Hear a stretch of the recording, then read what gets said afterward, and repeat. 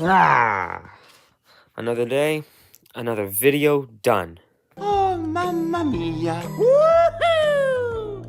Yeehaw!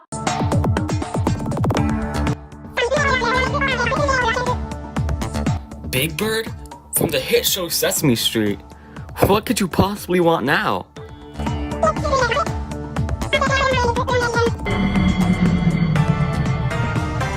No way! Waluigi Simulator! No!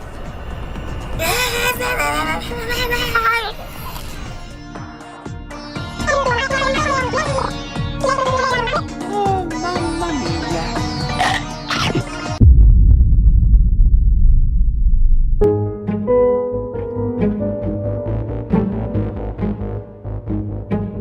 Mamma mia! Woohoo!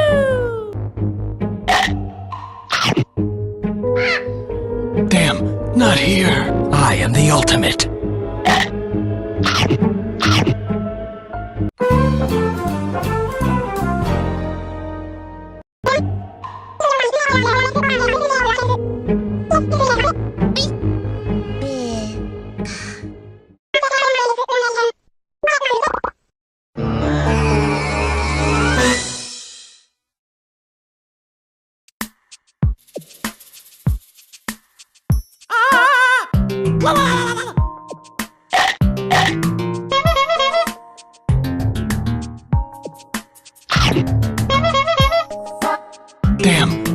Damn.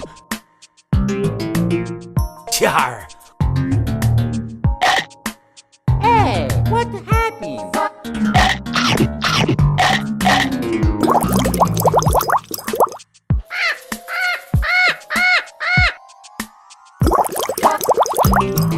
Char!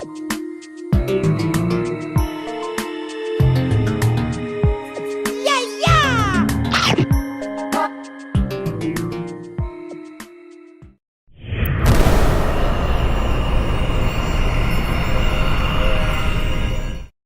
Whoa!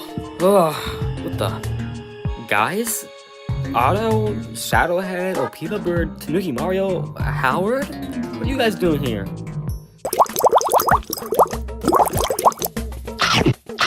Wait, how did you... Oh, Rubik's World. You decided to use some ancient shovelware magic, didn't you? I like your thinking. I was kinda in some kind of Super Mario Land. Yeah. Hard to believe, right? I'll tell you everything about it. But before I tell you that story, I have to tell you this story.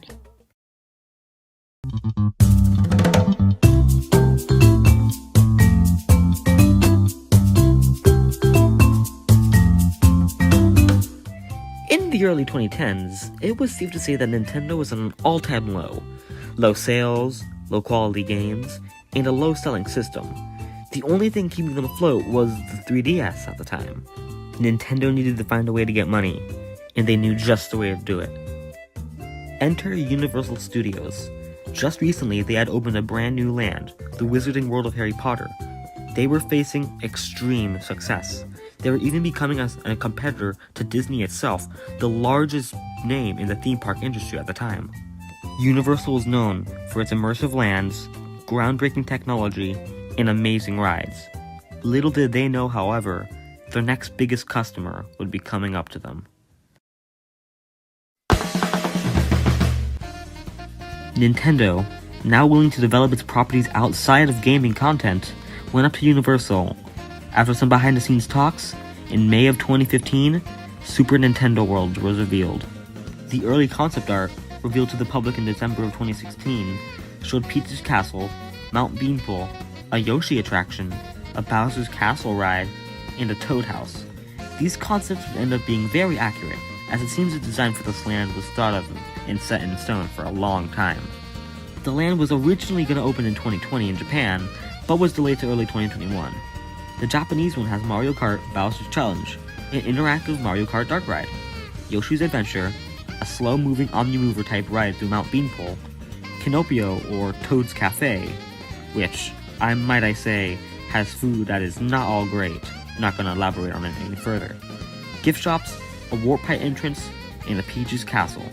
It also has multiple interactive minigames, which I will touch on later. The second land that opened was in Hollywood in early 2023. This land is significantly smaller, only having the Mario Kart attraction and the interactive games, as well as the shops and the cafe. Rather than the queue of Mario Kart going just through Bowser's castle like in Japan, this version would see you going through Mount Beanpole through a pipe, through a Yoshi-themed queue, and then finding your way into a castle-themed queue.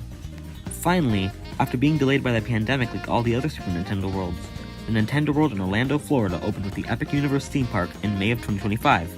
This was the one that big bird sent me to. This one is the largest of the 3 Nintendo Worlds, being the exact same as Japan, just marginally larger. Much like Japan, it also has an extra mini-land, Donkey Kong Country, which opened in 2024 in Japan and opened with Epic Universe in Florida. Donkey Kong Country features a Funky Kong-inspired gift shop, a snack stand, a Donkey Kong meet and greet, and, of course, Minecart Madness, the roller coaster of Super Nintendo World where you jump the track. Of course, I'm getting ahead of myself. Let's go in depth at all what Nintendo World in Orlando has to offer.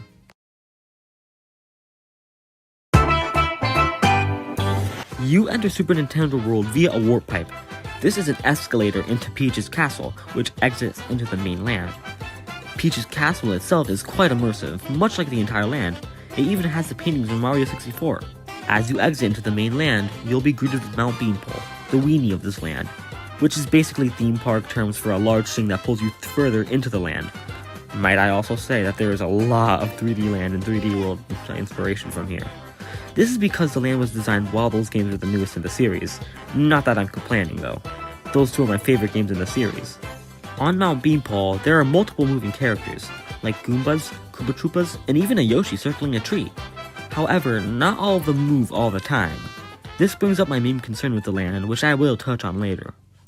At the base of Mount Beanpole sits a yellow warp pipe, which leads to Yoshi's Adventure. Step inside and you'll be greeted with a queue that is insanely accurate to the original Yoshi's Island games. There are egg boxes, smiling boxes, and those little star fellas. Of course, Yoshi eggs are there too. As you go further in, you're met with a screen of Toadette, which basically acts as a character who tells you the story. Captain Toad is searching for the golden egg. Find it with him. That's really it. You can tell Miyamoto had a hand in designing this park. As you wind upstairs, you're met with the loading station. It's a moving walkway that never stops. That's the point of an Omnimover ride. It's to have non-stop motion. Get on, get off. Think of the Haunted Mansion at Disney parks. You board a Yoshi ride vehicle, which comes in many colors, like red, blue, pink, and orange. As you move slowly through the Mushroom Kingdom, you get amazing views of Peach's castle, and the castle courtyard below. It especially looks stunning at night. That's this land's greatest aspect. Its immersion and theming, and just how beautiful it actually is. Videos don't do this land justice. Soon, you pass by a Conch-Door, yet another 3D World enemy. Genuinely surreal how Conch-Door of all characters got in, but no Wario Waluigi. But I'm not complaining. After escaping the Conch-Door, you see a colored egg. On your lap bar sits buttons that you can tap when you see these eggs. Tap them all and you'll get the golden egg. Soon, you'll enter into a pipe, which interestingly gives you a view of Starship Mario from Galaxy 2.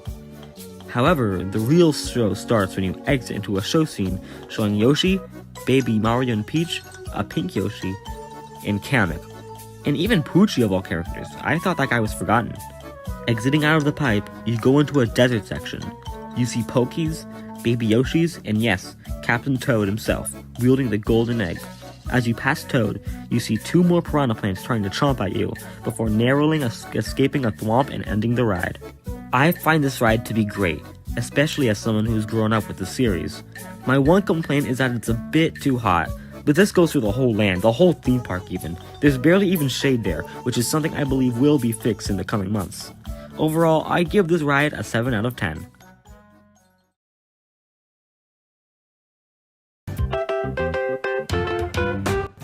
Before we enter Bowser's castle, let's take a look in the gift shop. The gift shop, 1UP Factory, has all your overpriced Mario needs. From a Mario shirt, to a Mario Kart popcorn bucket, to a Mario dildo if you're into that.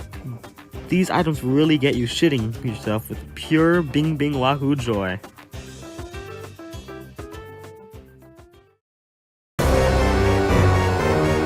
Okay, Mario Kart time.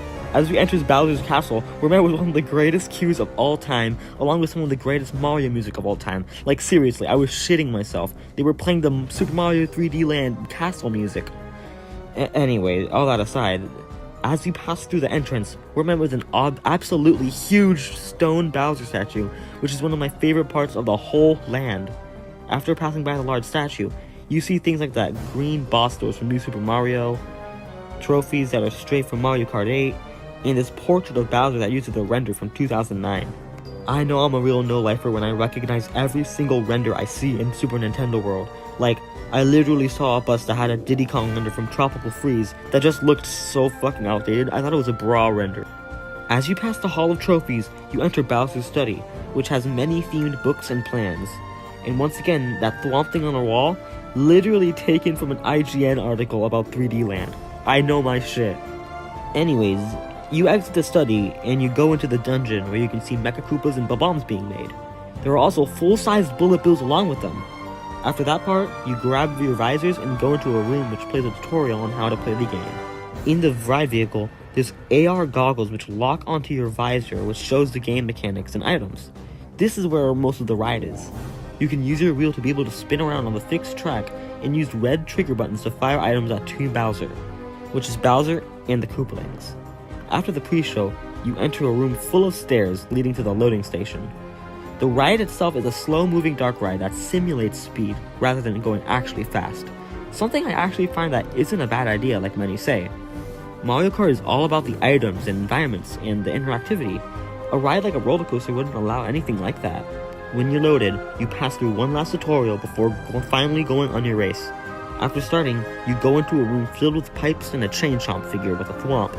Both of these being physical sets, which are very impressive.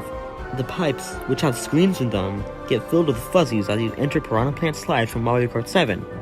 This season has many Piranha Plant figures and even more pipes. After being drained into the ocean, you enter Dolphin Shoals, coming face to face with a Maw Ray before getting inked by a blooper, making the screens go black. After passing through some more coral sets, there's another screen making you come face to face with Fishbone. After a mini boss with him, you finally exit the water and into Twisted Mansion for Mario Kart 8. Here, you fight enemies like Booze, Kamek, and of course, King Boo himself. There's even a Pokey that's spot out by magic painting. After escaping the mansion, you go into Cloud Top Cruise from Mario Kart 8. Here, you have the wind blowing in your face as you race by Typhoos, another 3D World character. While in this scene, you even get shocked. Should have bagged or something and gotten a bullet bill, I guess. After that encounter, you fly to Grumble Volcano from Mario Kart Wii. There, you go up to a stunning Bowser airship set that's all physical, with Boom Boom and Pom Pom on it, if you're wearing the visor. 3D Land respect, right there. As we turn, we come face to face with the final battle, a huge Bowser rock monster. Sadly, this isn't a real animatronic, it's just a screen. After defeating it, you finally fly into Rainbow Road. This is where the AR technology looks the best. It is also the place where you feel like you're going the most fast. However, it's sadly lacking in physical sets, but that's excusable. Then, you unload, drop your visors off, and exit into another gift shop, Mario Motors. For my thoughts on this ride, I found it to be uncomfortable, to be honestly. I didn't find it bad, but the AR particularly ruined my experience. However, I most certainly know that it will shoot up to being a 5 out of 10 to an 8 out of 10 once I read it again without the AR. The physical sets are simply stunning. However, I do not think this is worth its usually 2-hour wait at all. I waited like 3 hours, 2 hours for this, and it's not worth it. At least the queue is air conditioned though. Before going to Donkey Kong Country, I must touch upon the power-up bands. If you buy one, you'll be able to interact with everything in the land. The bands also double as an amiibo. Here's mine. I chose Mario because I'm fucking awesome. You can do stuff like collect coins, break blocks, and its main gimmick, get keys to defeat Bowser Jr. I sadly wasn't able to do any of the games as I was too busy finding out how to get back before Howard got me to come back. But from what I know, once you collect 3 keys, you can get a really cute little boss battle with Bowser Jr., which is really a great touch. finally, we enter the Donkey Kong Country Miniland. Here, you can use your power-up bands to collect Kong letters, play a Rambi minigame, and do a Golden Banana light game in the queue for the ride that we're about to talk about, Minecart Madness. Minecart Madness is a family coaster that uses the Boom Coaster system, a new system used exclusively for this ride. It has a fake track at the top, where you can see, but in reality, the train is held up by an arm connected to a real hidden track. This gives the illusion that it's jumping the track like in the games. The queue for this ride is not at all as interesting as the other queues, like Yoshi and Mario Kart. Other than the aforementioned banana game, some kinda neat wall paintings, and an admittedly amazing Cranky Kong and Squawk animatronic, which is the highlight of this queue, there isn't really much to do. The story of this ride is that the Tiki Tak tribe is off to take the Golden Banana, and it's up for you to help DK and Diddy to stop them. You start with a turn, seeing a Dixie Kong animatronic, before going up a lift hill and blasting out of a barrel. You go into a small show scene and see a still figure of DK and Diddy in a minecart that comes out at you. After narrowly dodging it, you go straight before turning into another scene, filled with track jumps and a little figure of a mole enemy from Donkey Kong Country Returns, which is the game this ride is based off of. After seeing a figure of Professor Chops, you go down the final lift hill and speed down and see Tiki Tong, before finally going into a final scene with a Donkey Kong animatronic and a Diddy Kong one that's getting the Golden Banana. Overall, I found this ride to be the best in Super Nintendo World, with Yoshi's being second place and Mario Kart being the third. Overall, this land is clearly phenomenal. However, I just have one last concern that I said from earlier. Longevity. This land was cloned from Japan. It was made with Japan first and foremost in mind. This includes the weather conditions. Florida weather is brutal and unpredictable, and we already see things that are being sun damaged and not working, and this is only half a year into the land's life. How is this land gonna look in 5, 10, 20 years? Only time will tell, but I truly hope Universal has a plan for preserving this amazing land.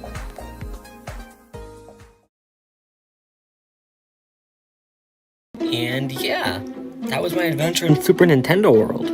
Pretty cool, huh? What? Come on, man. What I was saying was pretty interesting. You would have liked it. Whatever. We have better things to focus on. For example, defeating that damn big bird. Damn, not here.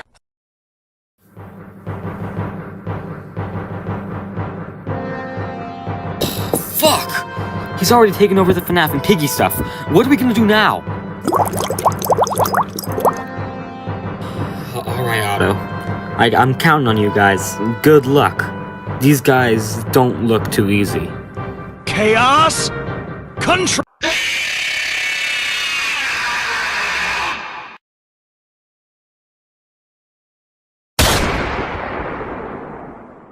Damn.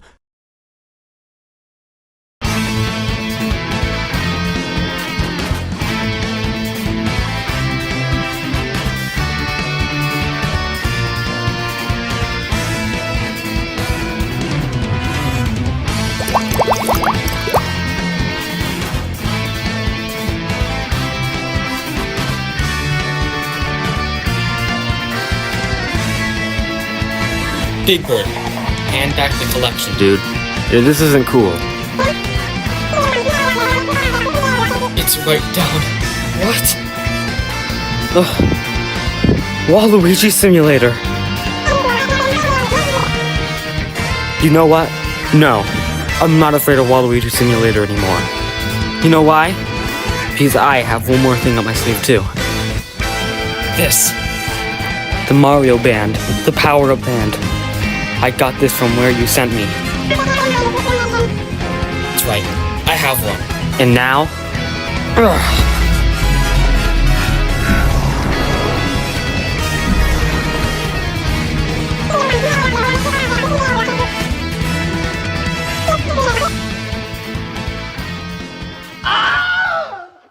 And he's gone.